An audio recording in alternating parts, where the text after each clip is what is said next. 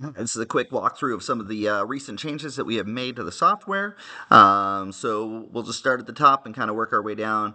We've made update to the announcements. So now when you edit an announcement, the date will remain the same and does not change for all events or all announcements. Under more membership directory, we've added the ability to filter by tags, so I can go here, I can filter membership directory by 28-foot boat holders or moored slip holders, or if I want to see everybody that's on the 30-foot waiting list, I can do that from here. Additionally, we have made changes to the user profile. So if I click on a user's profile, there's two major things that we have changed. So the first thing that we've changed is under the financial tab, we added a sync button. So now this syncs directly with Stripe to update the invoices to make sure that they are the most accurate. And we've also added the events tag, or the events category. So if I click on another user that's actually RSVP'd for an event, you'll see that here's the list of the events that they are RSVP'd for. And from here, I can manage my registration for that event. I can also cancel it. And eventually, once there's past events, there will actually be a button here that shows all the past events that that member's attended in my club. Moving on to access management, we've made a few changes here. So now you can go in here, you can edit staff details. So if I want to promote this staff member to Marina Manager, I just do that simply by typing that, and now that user's profile has been updated. We've also made changes around contacts. So from here, you can go into a contact, and now you can promote them straight to membership. So I can mark them as a prospective member, or I can invite them to membership. So if I go here, this will actually send them an application or a link to create their account within the system. Financials, we'll talk about this more in a second. We've added a marketplace, and so from the marketplace I can track orders that have come in on the marketplace, and we'll jump ahead to what the marketplace looks like.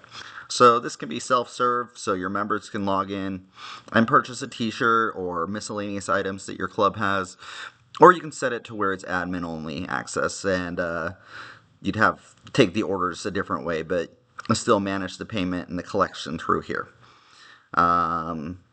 Jumping back up to the resources sections, we've added a registered item tab.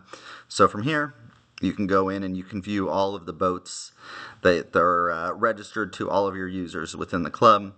You can also see where they're assigned, and we've also added the ability to move and change the assignments of the boats more easily in one spot.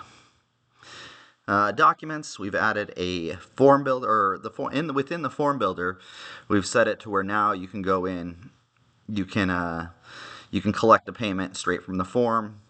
This can be a product, or I can add an additional field and say I want the ability to collect a donation.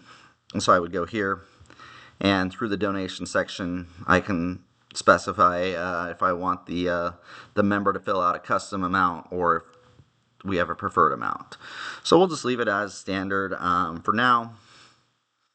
And we'll click Save and update the form. And now if I view the form, I'll have two different payment options on here. So from here, I can fill out the name, the phone number.